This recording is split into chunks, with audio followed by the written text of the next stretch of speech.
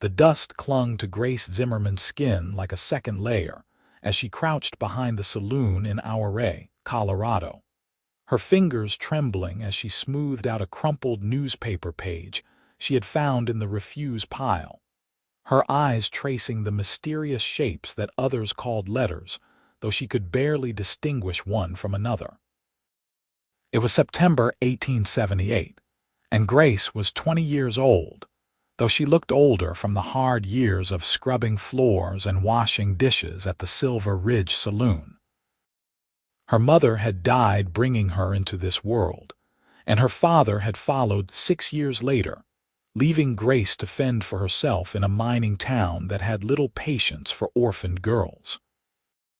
She had survived by taking whatever work she could find, moving from one establishment to another, always staying just ahead of starvation but never quite catching up to anything resembling comfort or security.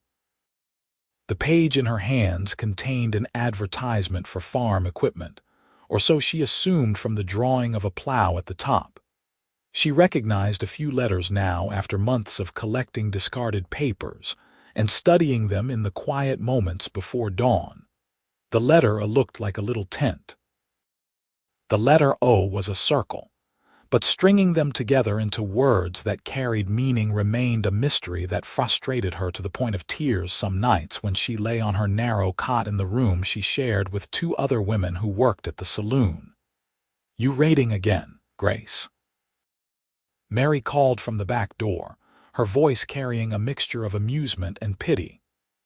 Mary was one of the saloon girls, a woman with painted lips and tired eyes who had shown Grace small kindnesses over the years. "Trying to," Grace admitted, carefully folding the page and tucking it into the pocket of her worn dress.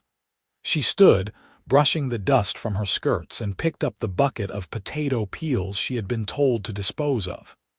"Do not know why you bother," Mary said, though her tone was not unkind.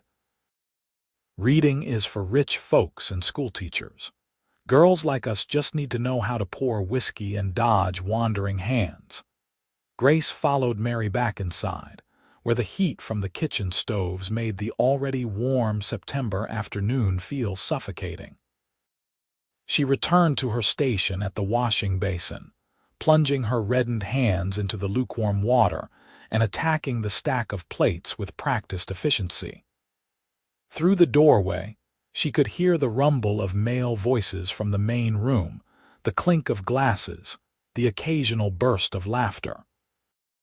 The saloon would not get truly busy until evening, but there were always a few men drinking away their wages or their sorrows or both.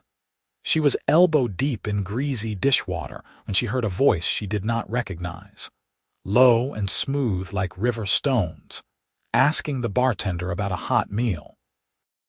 Something in the tone made her pause, made her crane her neck slightly to catch a glimpse through the doorway.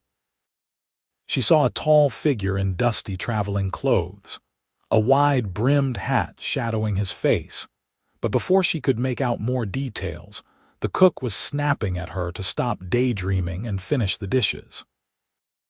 That evening, as Grace swept the floor of the main room after most of the customers had stumbled home or upstairs with the saloon girls, she saw the stranger again. He sat alone at a corner table, a book open in front of him, his meal long finished.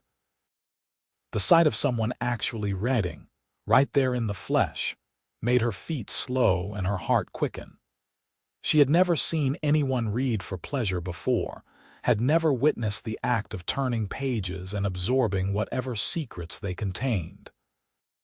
She must have been staring because he looked up and caught her eye. In the lamplight, she could see he was younger than she had initially thought, perhaps 25 at most, with dark hair that curled slightly at his collar and eyes that were neither brown nor green but some shade in between. His face was tanned from long hours in the sun, and he had the lean, muscular build of a man who worked with his hands and his body. "Evening," he said, his voice still carrying that smooth quality she had noticed earlier. "I apologize for taking up your table so long." I will move along if you need to close up." "No, sir," Grace said quickly, finding her voice. "You are fine. I am just sweeping." He nodded and returned his attention to the book, but Grace found herself unable to move on. She stood there, broom in hand, staring at the way his fingers held the page, the way his eyes traveled across the lines of text as though they were pathways leading somewhere wonderful. "Can I help you with something?" he asked, looking up again, but there was no irritation in his question, only curiosity. Grace felt heat flood her cheeks. "I am sorry, I have never seen someone reading like that, like they really wanted to." His expression shifted, softening into something that might have been understanding. "You do not read yourself, never learned how," Grace admitted, the shame of it burning in her chest. "I have been trying to teach myself from newspaper pages I find, but it is slow going."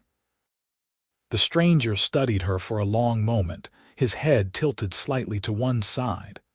"That is admirable," he said finally. "Most folks would not bother." "Knowledge is power," Grace said, repeating a phrase she had heard once, though she was not entirely sure what it meant. "Or so I have been told." "That it is," the stranger agreed. He closed his book and stood, revealing his full height, which was considerable. "I am Nathan Hartley. I am new to our array as of this morning." "Grace Zimmerman," she replied, gripping her broom handle a little tighter. "Are you here for the mines?" "In a manner of speaking," Nathan said. "I am a livestock agent. I travel between ranches and towns, helping to broker sales of cattle and horses. Our array is one of my new stops." "Oh," Grace said, not entirely sure what a livestock agent did, but unwilling to display more ignorance than she already had. "That sounds interesting." Nathan smiled, and it transformed his entire face, chasing away the seriousness and revealing something warm underneath. "It has its moments.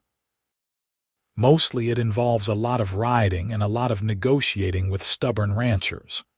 He picked up his book, and Grace saw it was bound in dark green leather, the title embossed in gold letters she could not read. "This helps pass the evenings." "What is it about?"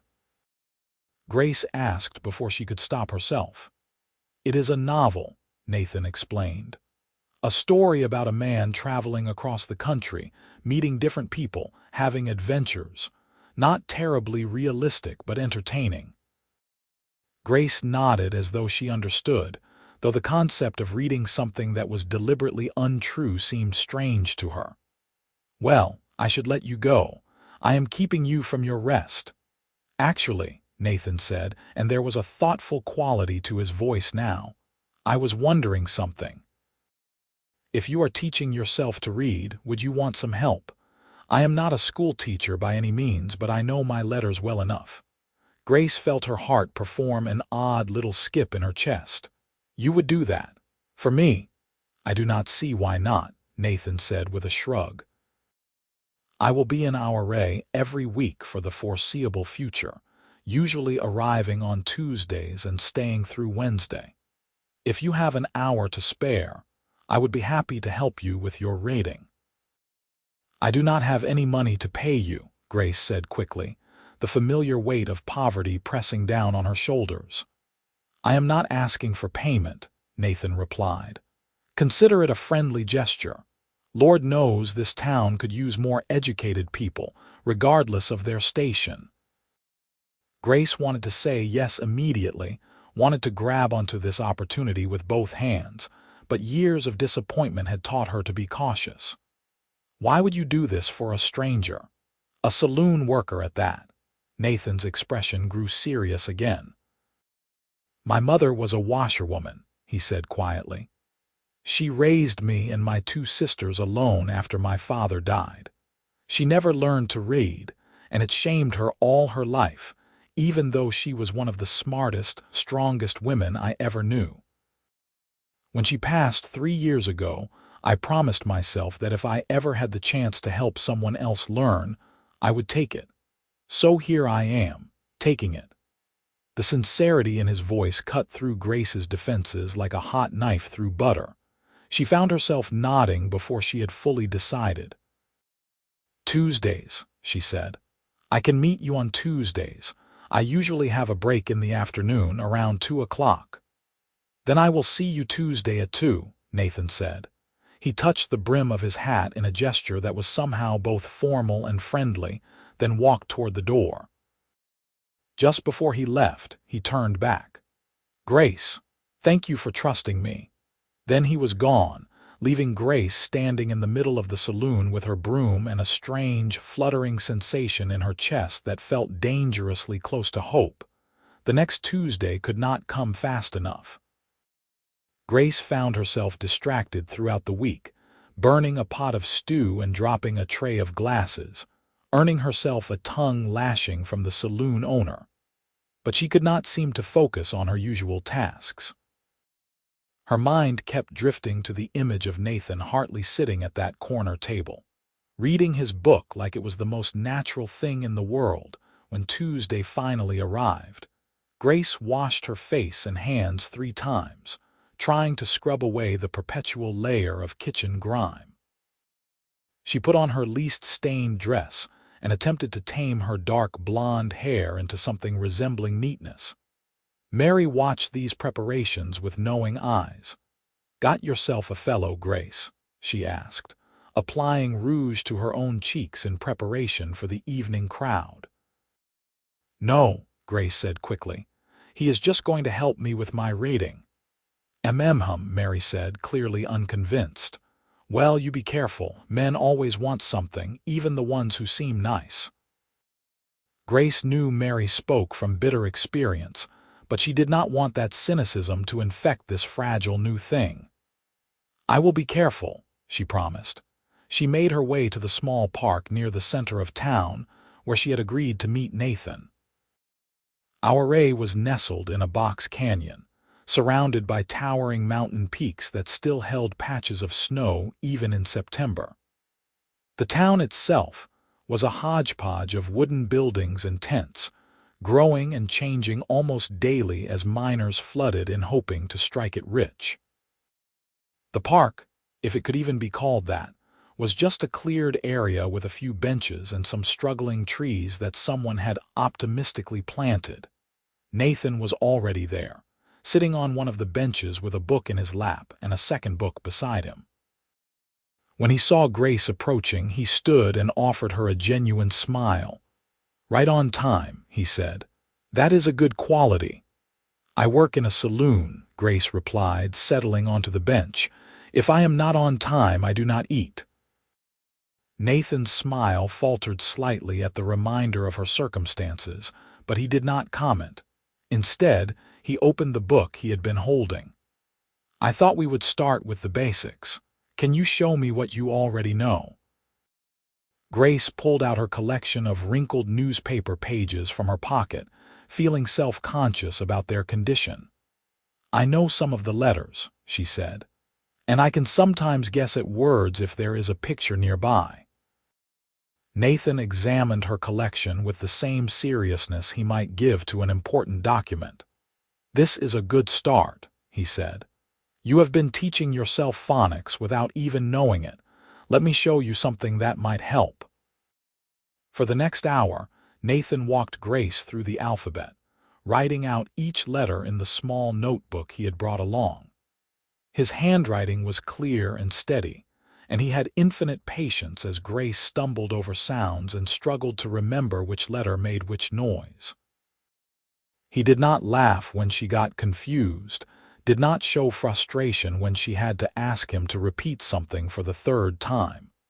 He simply explained it again, sometimes in a different way, until something clicked in her brain and she understood.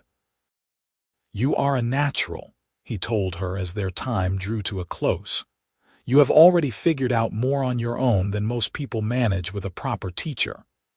"I do not feel like a natural," Grace admitted. "I feel like I am trying to climb a mountain made of sand." "Learning anything worthwhile feels that way at first," Nathan said. He held out the second book he had brought, a slim volume with a worn cover. I want you to have this. It is a primer, the kind they use to teach children their letters. I know you are not a child, but the exercises inside will help reinforce what we have talked about today. Grace took the book with trembling hands. It was the first book anyone had ever given her, the first book she had ever owned. I cannot take this, she said, even as she held it close to her chest. It must have cost you money. It cost me nothing, Nathan assured her. I bought it used from a family whose children had outgrown it. Please take it, practice with it. We will go over your progress next Tuesday. Grace nodded, unable to form words around the lump in her throat. She had spent so many years invisible, just another pair of hands scrubbing dishes, another body taking up space. But Nathan saw her. He saw her desire to learn, saw her as someone worth investing time in, and that recognition felt more valuable than gold. Thank you, she finally managed. You do not know what this means to me. I think I have some idea, Nathan said softly. His eyes held that understanding again, that sense that he truly grasped what it meant to be hungry for knowledge the way others were hungry for food or comfort. I will see you next week, Grace. As Grace walked back to the saloon, clutching her primer like a precious treasure, she felt something shift inside her. It was not just the excitement of learning to read, though that was certainly part of it. It was the way Nathan had looked at her, really looked at her, as though she mattered. As though her dreams and desires were valid and important.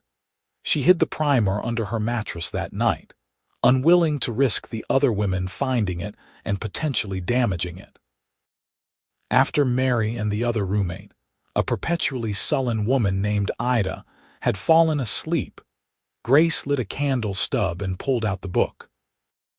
By flickering candlelight, she traced the letters with her finger, sounding out the words Nathan had taught her, feeling her way through the exercises like a blind person learning to navigate a new room. The next Tuesday, Grace arrived at the park 10 minutes early, her primer filled with questions marked by bits of thread she had borrowed from the saloon's sewing kit. Nathan arrived exactly on time, and his face lit up when he saw how many pages she had worked through. Grace, this is excellent, he said, flipping through the marked pages. You have been practicing every day, have you not? Every chance I get, Grace confirmed. Though some of these words are giving me trouble, like this one here. She pointed to a word on page 7 that had been tormenting her for 3 days. Through, Nathan said. That is a tricky one because it is not spelled the way it sounds. English is full of strange exceptions like that. They worked through her questions systematically, and then Nathan produced another book from his saddlebag.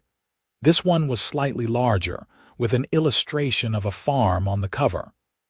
Once you finish the primer, you can move on to this, he explained. It is a simple story about a family and their farm.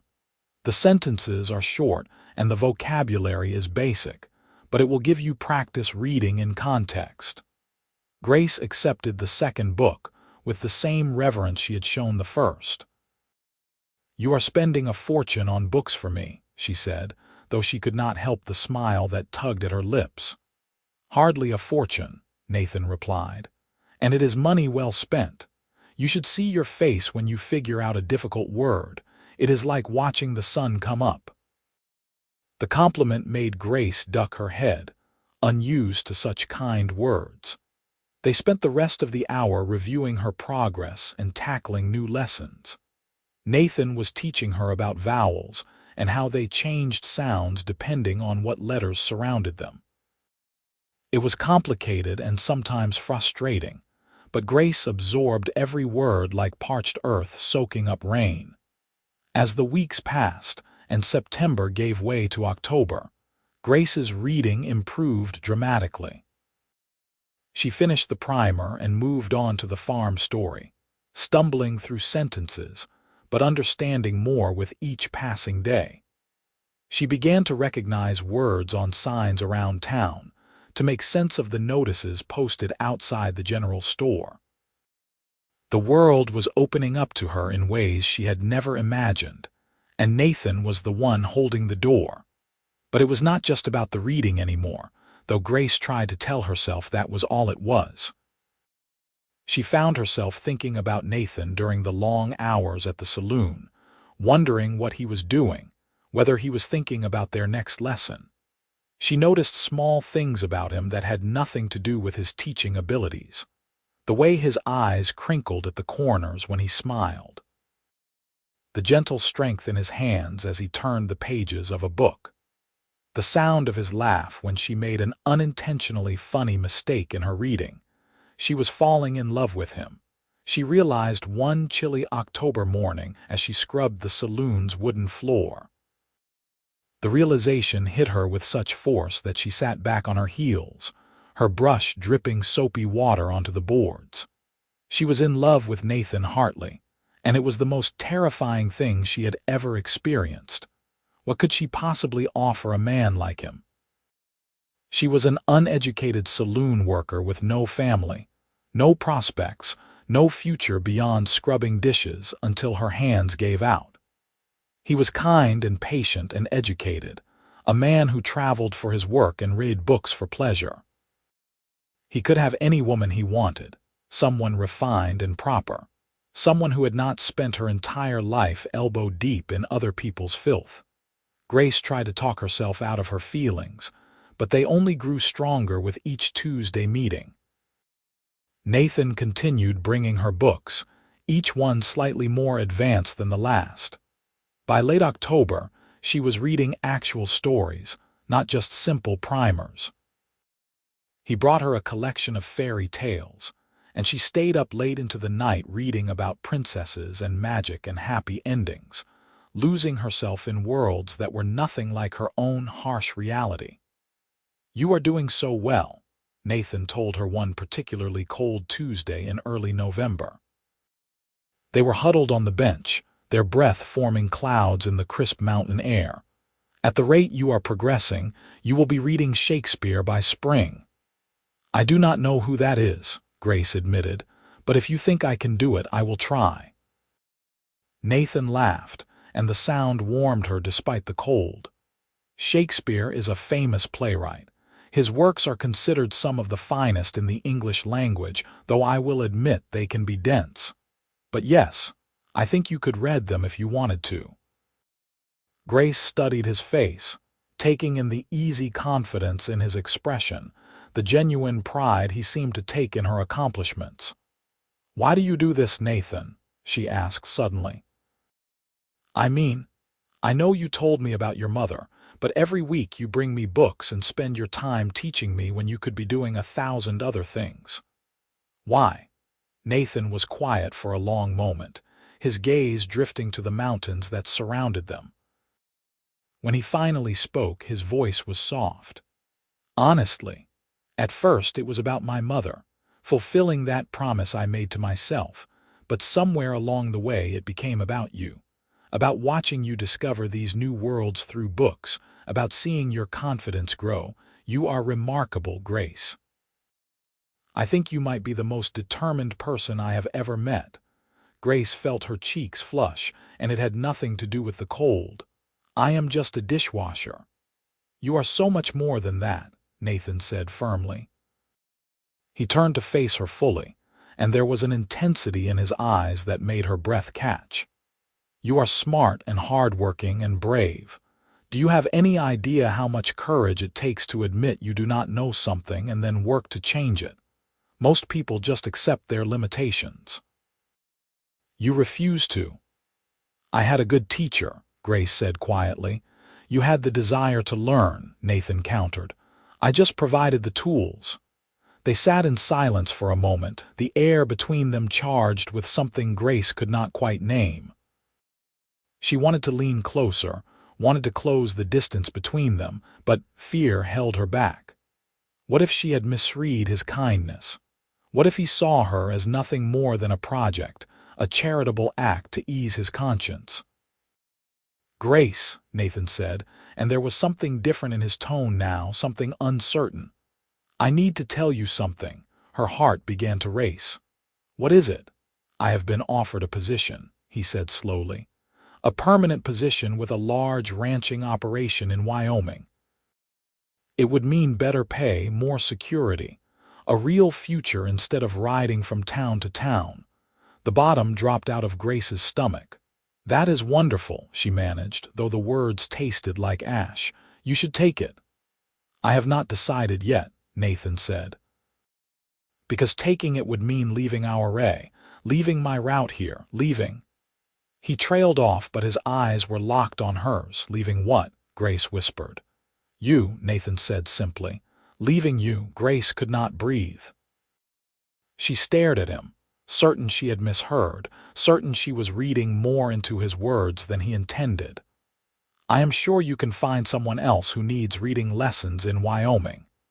That is not what I mean, Nathan said. He reached out and took her hand, his palm warm against her work-roughened skin. Grace, these Tuesdays have become the best part of my week, not because I enjoy teaching, though I do, but because I get to spend time with you, because I get to see you smile when you figure out a difficult word, because I get to watch the sunset reflect in your eyes when we lose track of time and stay too late. I am trying, probably very badly, to tell you that my feelings for you have become much more than those of a teacher for a student. Grace's mind reeled.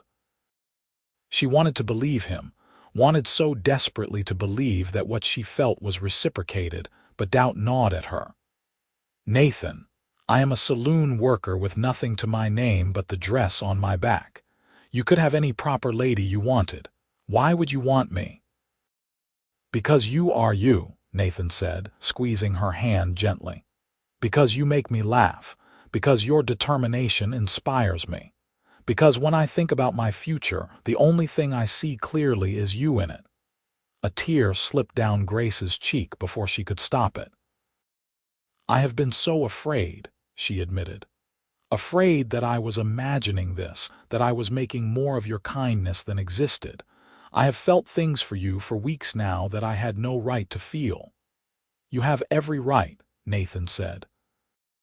He lifted his free hand and gently wiped away her tear with his thumb. Grace Zimmerman, I am in love with you. I think I have been since that first night when you stood in the saloon with your broom and admitted you were trying to teach yourself to read. You could have been embarrassed or defensive, but instead you were honest and vulnerable. That took my breath away. I love you too, Grace whispered, finally allowing herself to speak the truth that had been building inside her for so long. I love you so much it scares me. Nathan smiled, that wonderful, transformative smile that made her feel like the most important person in the world. Then I suppose we need to figure out what comes next. What about the job in Wyoming? Grace asked. I will turn it down, Nathan said without hesitation. Our Ray is where you are, so our Ray is where I want to be. But the security, the better pay. Grace protested.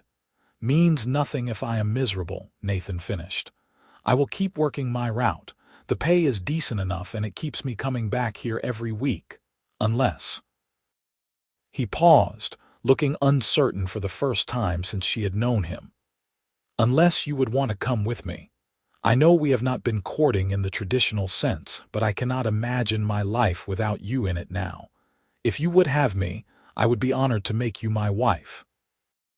Grace felt like her heart might burst out of her chest. Are you proposing to me? Right now on this freezing bench in this tiny park? I suppose I am, Nathan said with a slightly sheepish grin. I know it is not romantic and I do not have a ring yet, and I should probably ask you properly, but yes. Grace, will you marry me? The sensible part of Grace's brain tried to list all the reasons this was too fast, too sudden, too risky. But her heart drowned out every single objection. She had spent 20 years playing it safe, taking no chances, dreaming no dreams. For once in her life, she wanted to be reckless. She wanted to grab happiness with both hands and hold on tight. Yes, she said, and then louder. Yes, I will marry you. Nathan let out a whoop of joy that startled a nearby bird from its perch. He pulled Grace into his arms, holding her close, and she could feel his heart hammering against her chest, beating just as fast as her own. When he pulled back, his eyes were bright with unshed tears. "I will make you happy," he promised. "I swear I will spend every day trying to make you as happy as you have made me." "You already make me happy," Grace said. "You gave me the world when you taught me to read. Everything else is just extra." They sat together on that bench until the sun began to set behind the mountains, painting the sky in shades of orange and pink and gold. They talked about their future, about where they would live, about how Grace would leave the saloon and travel with Nathan on his route if that was what she wanted, or stay in our and wait for his weekly returns if she preferred. They talked about children they might have someday, about the life they would build together. When Grace finally returned to the saloon that evening, hours later than she should have been, Mary took one look at her face and knew. "You got yourself engaged to the bookman," Mary said, and it was not a question. "I did," Grace confirmed, unable to keep the smile off her face. Mary's expression was complicated, mixing happiness with something that might have been envy or regret. "I hope he is as good as he seems," she said finally. "You deserve someone who treats you right." "He is good," Grace said with absolute certainty. "He sees me, Mary, not just what I do or where I work, but who I actually am. He sees me." "Then hold on to him," Mary advised. "Men like that are rarer than gold." The next few weeks passed in a blur of happiness and preparation. Nathan bought a simple gold band from the jeweler in town, spending what Grace suspected was more than he could afford but refusing to hear any arguments about it. They were married on a cold December morning by the circuit judge, with Mary and the saloon owner serving as witnesses. Grace wore a new dress that Nathan had bought for her, the first new piece of clothing she had owned in years. It was simple blue cotton, nothing fancy, but she felt like a queen in it. After the ceremony, Nathan took her to a small house he had rented on the outskirts of town. It was not large, just 2 rooms and a kitchen, but it was clean and sturdy, and most importantly, it was theirs. He carried her over the threshold despite her laughing protests, then set her down gently in the middle of the main room.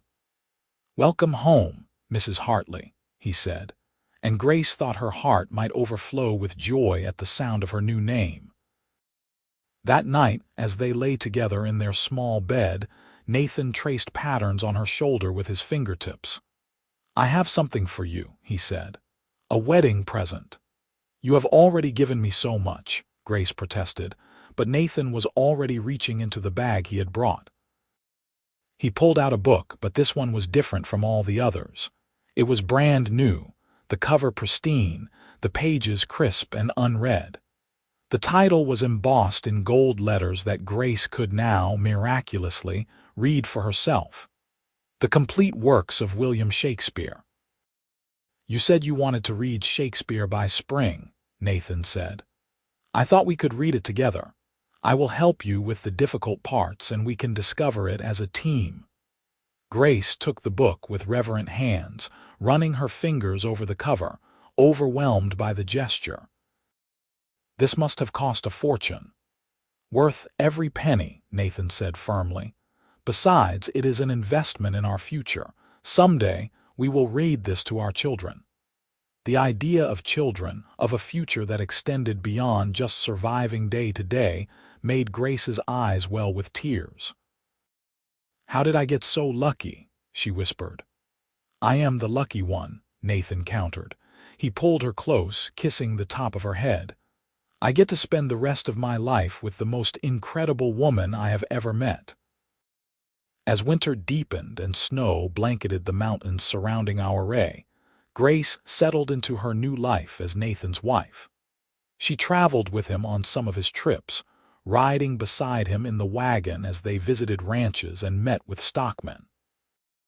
On the trips she stayed home, She spent her days reading and practicing her writing, filling notebooks with her thoughts and observations. Nathan continued bringing her books, though now they were gifts from a husband to a wife rather than a teacher to a student. He brought her novels and poetry collections, and even a botanical guide to the plants of Colorado. Grace devoured them all, her hunger for knowledge seemingly endless. She read aloud to Nathan in the evenings, her voice growing more confident with each passing week. One snowy evening in late January, as they sat by the fire working their way through A Midsummer Night's Dream, Nathan set down the book and looked at Grace with an expression she could not quite read. "What is it?" she asked, concerned. "I have been thinking," Nathan said slowly. "About that job in Wyoming." Grace's stomach clenched. "I thought you turned it down." "I did," Nathan confirmed quickly. "And I do not regret that decision, but it got me thinking about the future, about building something more permanent. I have some money saved and I have been making inquiries. There is a small ranch about 5 miles from here that is for sale. The owner is retiring and moving back east to live with his daughter." "A ranch," Grace repeated, trying to follow his train of thought. "It is not large," Nathan explained, his words coming faster now as excitement crept into his voice. "Maybe 50 acres of decent grazing land and another 20 of timber. There is a house, bigger than this one, and a barn. It would be hard work getting it running properly, but I know livestock and you are not afraid of hard work. We could raise cattle, sell them to the mines here and in Silverton. Build something that is ours, something we could pass down to our children someday." Grace felt a surge of excitement mixed with fear. "Do you really think we could do it?" "I know we could," Nathan said with conviction. "You taught yourself to read from discarded newspaper pages, Grace. If you can do that, you can do anything. We can do anything together." Grace thought about it, turning the idea over in her mind. A ranch of their own. A real home, not rented but owned. A future built on their own labor and determination rather than the whims of employers or the uncertainties of Nathan's traveling work. "Let us go look at it," she said finally. "If it seems sound, if the price is fair, then yes, let us buy it." Nathan's face split into a huge grin. He pulled her into his arms and spun her around the small room, both of them laughing. "We are going to build an empire, Grace Hartley," he declared. "You just wait and see." They visited the ranch the following week, riding out through the snow-covered landscape on borrowed horses. The property was beautiful, nestled in a small valley with mountains rising on 3 sides and a clear creek running through it. The house was indeed larger than their current rental, with 3 bedrooms and a proper kitchen. It needed work, repairs here and there, fresh paint, but the bones were solid. The current owner, a weathered man named Mr. Brennan, showed them around with obvious affection for the place. "Built this with my own 2 hands 40 years ago," he told them. "Raised my family here. It is a good piece of land, treats you fair if you treat it fair." Nathan negotiated a price that seemed reasonable to Grace, though she had no real experience with such things. They shook hands on the deal and agreed to finalize the paperwork by the end of February. As they rode back to town, Grace felt a sense of anticipation building in her chest. They were really doing this. They were buying a ranch, starting a new life, building something permanent. The next 2 months were a whirlwind of activity. Nathan made trips to nearby towns to negotiate the purchase of cattle and horses. Grace threw herself into preparing their new home, scrubbing every surface until it gleamed, sewing curtains for the windows, planning where they would put furniture and how they would arrange the rooms. She had never had a real home before, never had a place that was truly hers, and she poured all her accumulated longing into making the ranch house perfect. Mary came to visit once before they moved, bringing a set of embroidered dish towels as a house-warming gift. She walked through the rooms with an expression that was equal parts happiness and wistfulness. "You did good, Grace," she said as they stood on the porch looking out at the mountains. "You got out." "You could get out too," Grace said impulsively. "Come work for us. We will need help with the ranch, and I would love to have you around." Mary smiled but shook her head. "That is kind of you, but I would not know the first thing about ranch work. Besides, this is your fresh start. You do not need reminders of the old life hanging around." "You were never just part of the old life," Grace insisted. "You were kind to me when you did not have to be. That matters." "Maybe I will visit sometimes," Mary conceded.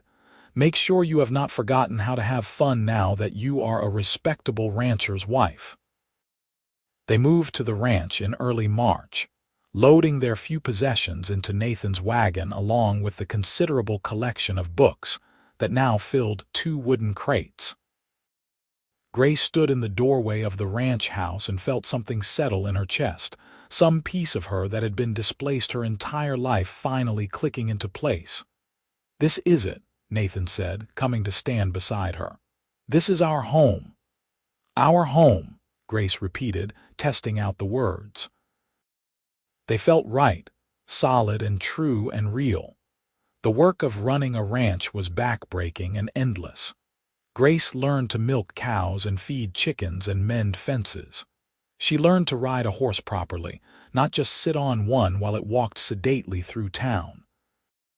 She learned to keep accounts, using her hard-won reading and writing skills to track expenses and income. Nathan proved to be an excellent rancher, his knowledge of livestock serving them well as they built up their herd. They worked side by side from dawn until dusk, falling into bed exhausted each night but satisfied. It was hard, harder than anything Grace had ever done, but it was theirs. Every calf born, every fence repaired, every successful sale at market was a victory they had earned together. In the evenings, when the work was finally done, they would sit together and read. Sometimes Nathan read aloud while Grace mended clothes or worked on some other task. Sometimes Grace read while Nathan carved small wooden figures, a hobby he had taken up to keep his hands busy. They worked their way through Shakespeare, then moved on to other classics. Grace discovered she particularly loved adventure stories, tales of people traveling to far-off lands and having extraordinary experiences. "Perhaps we should travel someday," Nathan suggested one evening after Grace had finished a particularly exciting chapter about explorers in Africa. "When the ranch is more established and we can afford to hire help, we could take a trip, see some of the country beyond these mountains." "I would like that," Grace said. "Though honestly, I am happy right here. I never thought I could have a life like this. It still feels like a dream sometimes." "If it is a dream, then we are dreaming it together," Nathan said, pulling her close. As spring gave way to summer and summer to fall, the ranch prospered. They were not getting rich by any means, but they were making a comfortable living and slowly expanding their operation. Nathan's contacts from his traveling days proved invaluable, providing him with buyers and helping him negotiate fair prices for their cattle. In late October, nearly a year after they had moved to the ranch, Grace realized she was pregnant. She had suspected for a few weeks, but wanted to be certain before saying anything. When she finally told Nathan, he lifted her off her feet and spun her around just as he had when she had agreed to marry him. "A baby," he kept saying, wonder in his voice. "We are going to have a baby." "You are going to be a wonderful father," Grace told him, cupping his face in her hands. "And you are going to be an incredible mother," Nathan replied. He placed his hand gently on her still flat stomach. "Our child is going to grow up surrounded by books and love and opportunity." Everything we did not have. Grace felt tears prick her eyes. "Everything we did not have," she agreed. The pregnancy progressed smoothly despite Grace's continued work on the ranch.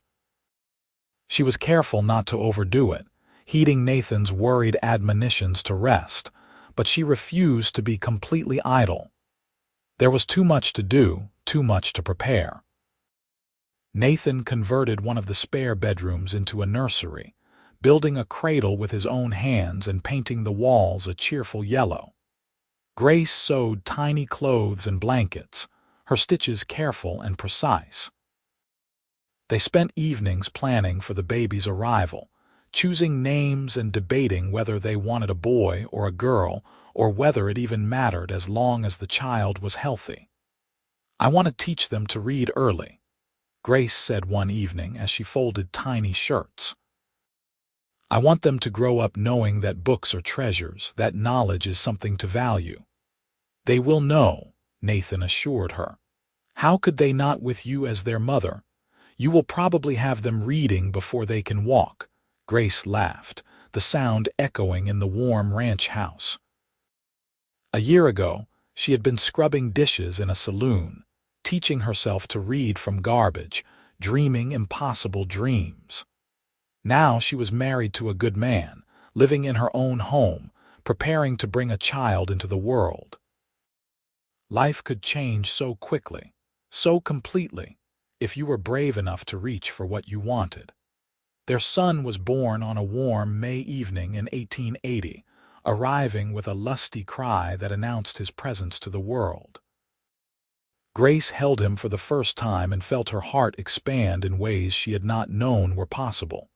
He had Nathan's dark hair and her blue eyes, and his tiny fingers gripped her thumb with surprising strength. "What shall we name him?" Nathan asked, his voice thick with emotion as he looked at his wife and child. They had discussed names for months, but had not been able to settle on anything that felt exactly right. Grace looked down at her son, at this perfect tiny person who represented everything good in her life, and suddenly she knew. "Thomas," she said, "for your father, Thomas Hartley." Nathan's eyes filled with tears.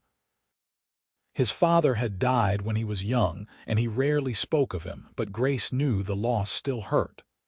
"Thomas," he repeated softly. "Yes, that is perfect."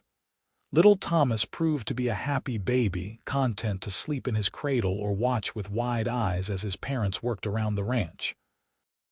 Grace strapped him to her back in a sling she had made, continuing her chores with her son riding along.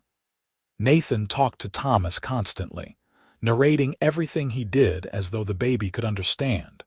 True to her word, Grace began reading to Thomas almost from the moment they brought him home. She would sit in the rocking chair Nathan had made and read aloud from whatever book they were currently working through, her voice soft and soothing. Thomas would watch her mouth form the words, his little face serious and attentive. "He is going to be a scholar," Nathan predicted. "Look at how he listens."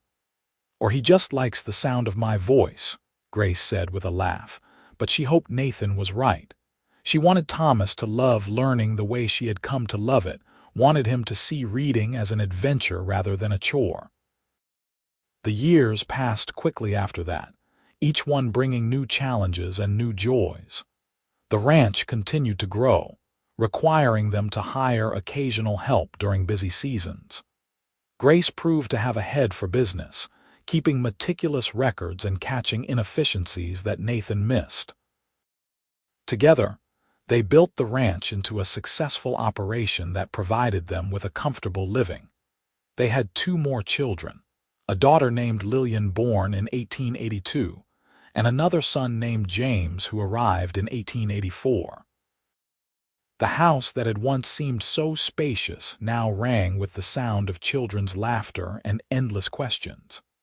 Nathan built additions to accommodate their growing family, and Grace filled the rooms with love and books and the constant hum of learning.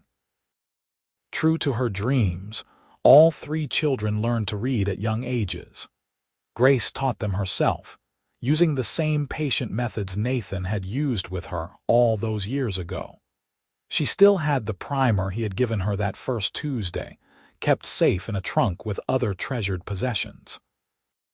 Sometimes she would take it out and page through it, marveling at how far she had come from the girl who could barely recognize letters.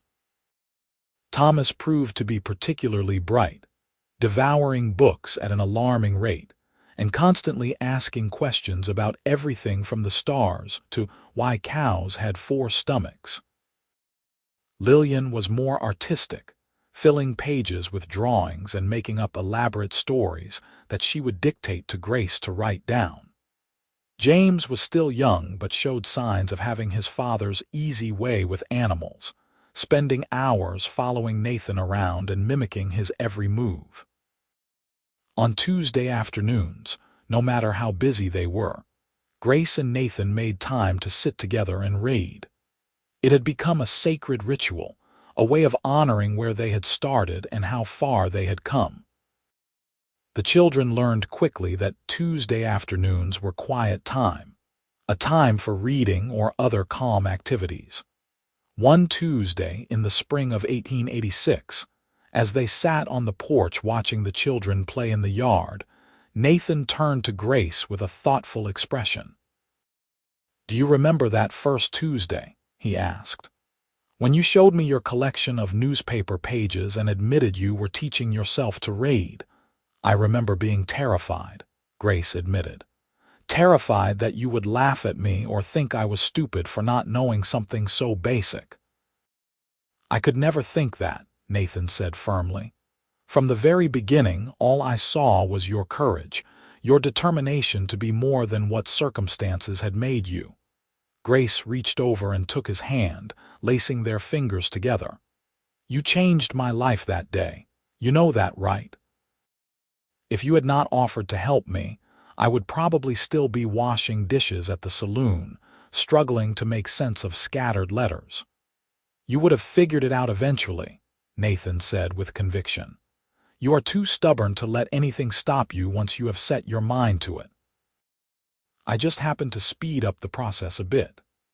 "You did much more than that," Grace insisted.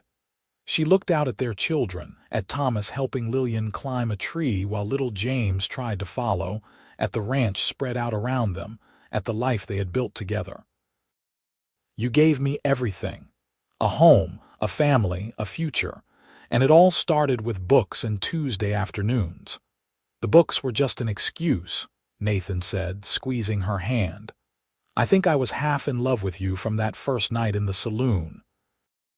The reading lessons just gave me a reason to spend time with you, to get to know you."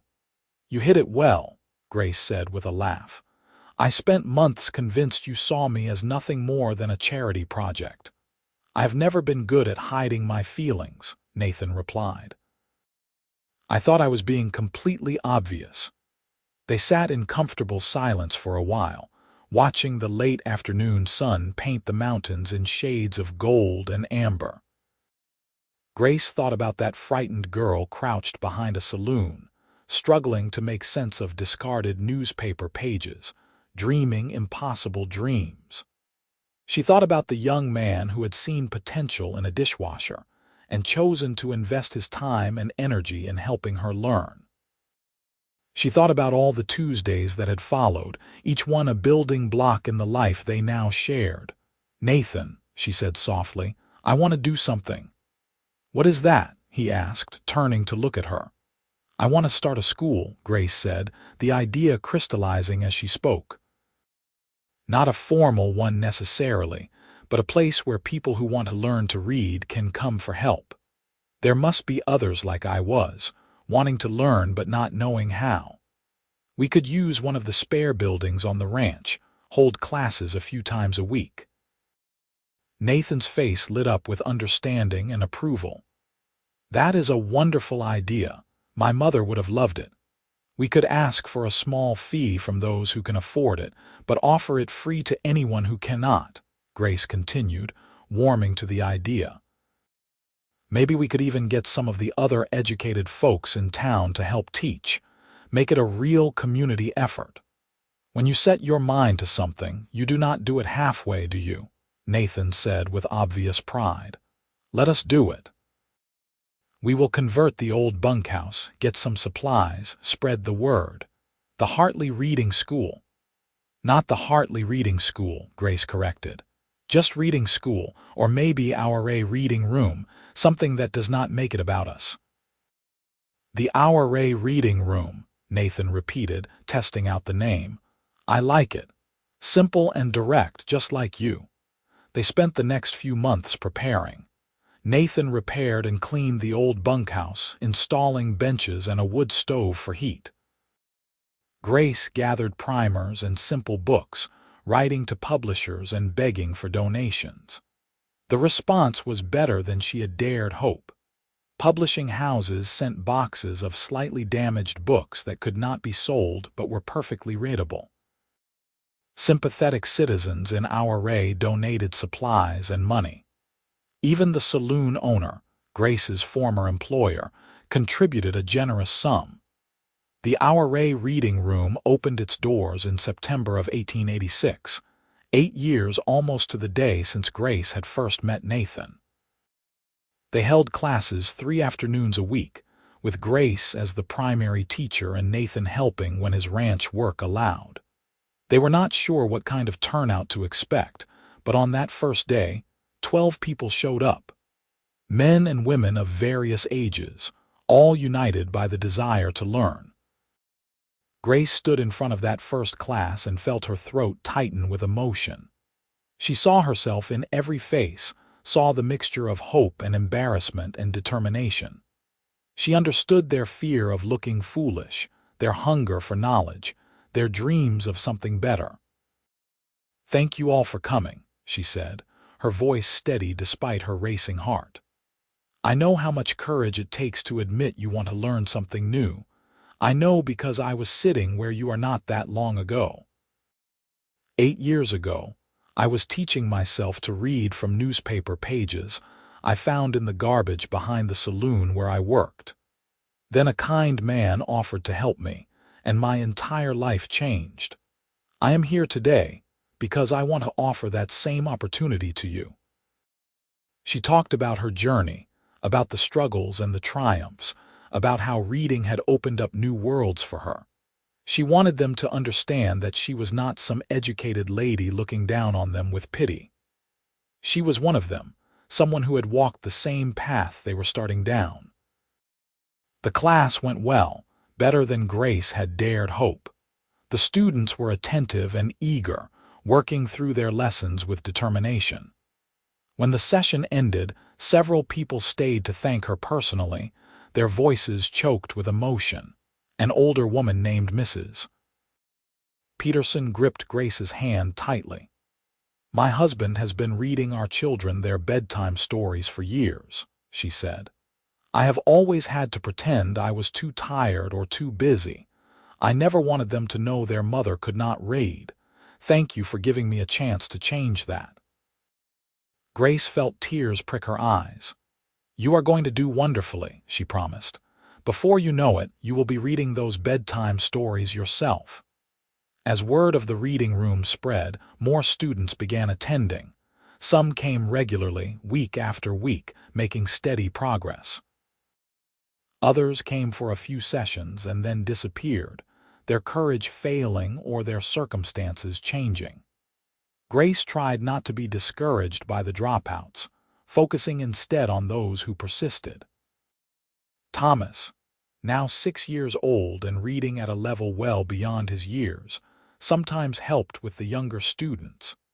He would sit beside them and sound out words with exaggerated slowness, giving them time to follow along. Grace watched her son teach others and felt a profound sense of continuity, of good things being passed down and forward. One Tuesday afternoon, nearly a year after the reading room had opened, a young woman arrived late to class. She was thin and nervous, her clothes worn but clean, her hands red and chapped from hard work. She reminded Grace so much of her younger self that it was almost painful. "I am sorry I am late," the woman said in a whisper. "I had to wait until my shift at the boarding house ended." "You are not late," Grace assured her. You are exactly on time. Come in, find a seat. What is your name, Sarah? The woman said. Sarah Chen. My father came from China to work on the railroads. He died in an accident when I was small. My mother and I work as much as we can, but there is never time for schooling. Grace handed Sarah a primer, the same type Nathan had given her all those years ago. Then we will make time now, she said gently. Let us start with the alphabet. As Grace worked with Sarah, teaching her the same letters Nathan had taught her, she felt the circle completing itself. The knowledge that had been given to her so freely was now flowing outward, touching more lives, creating more possibilities. This was what love did. It multiplied and spread and transformed everything it touched. That evening, after the students had left and the reading room was quiet, Grace stood in the doorway and looked at the benches and books, at the evidence of learning and growth. Nathan came up behind her and wrapped his arms around her waist, resting his chin on her shoulder. Your mother would be proud of you, Grace said softly. You kept your promise to her. You helped someone learn to read, and now that person is helping others. The ripples just keep spreading outward. We kept the promise, Nathan corrected. This was never just about me teaching you. It was about what we could build together. And look at what we have built. A ranch, a family, a school, a whole life that neither of us could have imagined when we started. Grace turned in his arms so she could look at him properly. Streaks of silver were starting to show in his dark hair, and the corners of his eyes held lines that had not been there 8 years ago. He was still the most handsome man she had ever seen, still the person she loved more than anyone except their children. You ever regret it? She asked. Tying yourself to a dishwasher with nothing to her name. You could have married someone with education and refinement, someone who did not need to be taught basic letters. Not for 1 second, Nathan said firmly. You are the best thing that ever happened to me, Grace Hartley. You, with your determination and your courage and your beautiful heart. I would choose you again and again, in every lifetime. He kissed her then, slow and sweet, and Grace felt the same flutter in her chest that she had felt that first time he had taken her hand and admitted his feelings. Some things did not fade with time. Some things only grew stronger. The years continued to pass, bringing changes and challenges and joys. The Hour reading room became an established part of the community, with Grace and several other volunteers teaching dozens of students. Thomas grew into a serious young man with plans to attend college back east, something that filled Grace with both pride and trepidation. Lillian discovered a talent for writing and spent hours filling notebooks with stories and poems. James proved to have his father's gift with animals and took over more and more of the ranch work as Nathan grew older. Grace and Nathan aged together, their hair going gray, their hands growing gnarled from decades of hard work. But they still read together every Tuesday afternoon, still discovered new books and new ideas together. They took the trip they had talked about, traveling by train to San Francisco and marveling at the ocean, something neither of them had seen before. They spoiled their grandchildren, of which there were many as Thomas and later Lillian started families of their own.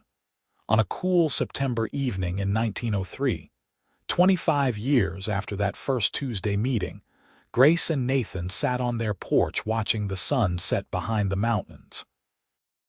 They were both in their 60s now, their children grown and their grandchildren visiting for the weekend. The sounds of young voices playing in the yard floated up to them, mixing with the familiar sounds of the ranch at evening time.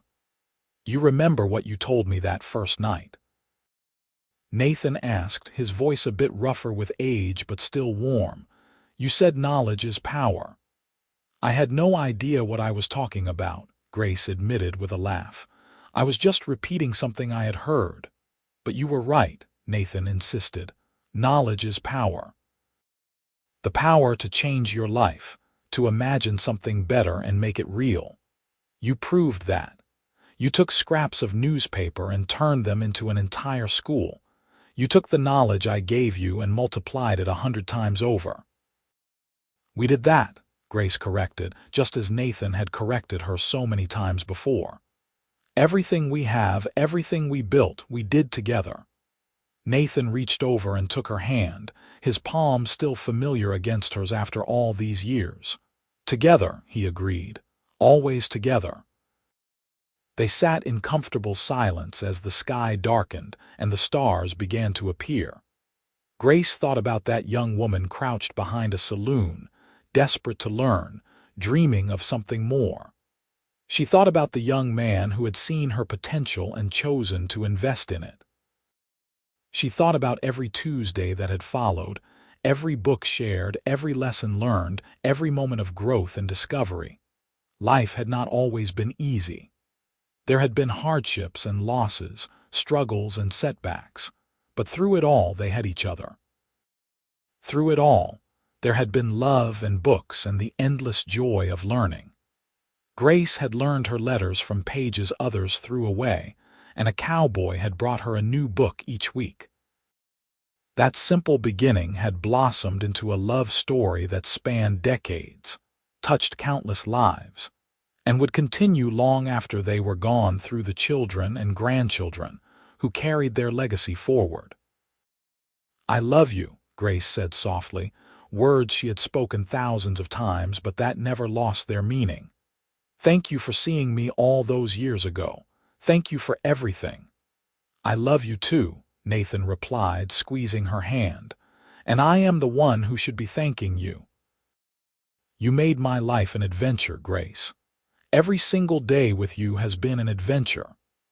They watched the last light fade from the sky, surrounded by the life they had built together, and Grace felt a profound sense of contentment settle over her. She had come so far from that frightened girl with nothing but dreams and determination. She had built a life beyond anything she could have imagined. And it had all started with books, with learning, with one kind man who had seen her worth when she could barely see it herself. The stars appeared one by one, lighting up the vast Colorado sky, and Grace and Nathan sat together on their porch, hands joined, hearts full. Their love story written not just in words on a page but in the very life they had created together. It was a story of second chances and new beginnings, of knowledge as a pathway to freedom, of love as the greatest teacher of all. And though the world would keep turning and time would march inevitably forward, their story would remain, preserved in the memories of their children, in the walls of the reading room that still served the community, in every person who had ever learned to read, because Grace Zimmerman Hartley had dared to dream that she could be more than circumstances had made her. As the evening deepened and the grandchildren were called inside for bed, Grace allowed herself one last look at the mountains silhouetted against the starlit sky. She thought about all the books she had read, all the worlds she had visited through pages, all the knowledge she had gained. But the greatest story, she realized, had been her own. The story of a cowboy and a dishwasher, a teacher and a student, two people who had found each other in an unlikely place and built something beautiful together. "Come inside," Nathan said gently, helping her to her feet. "It is getting cold." Grace let him lead her into the warmth of their home, into the house filled with love and laughter and children and books. So many books, lining shelves in every room, testaments to a journey that had started with discarded newspaper pages and a desire to learn. She paused in the doorway and looked back at the night sky one more time, at the stars that seemed to hold all the stories of the world. Then she turned and followed Nathan inside, ready for whatever new adventures their life together still held, knowing that as long as they had each other and their love and their endless curiosity about the world, their story would never truly end. It would just keep unfolding, page after beautiful page, written in moments of kindness and acts of love and the simple, extraordinary magic of two souls choosing each other again and again, every single day.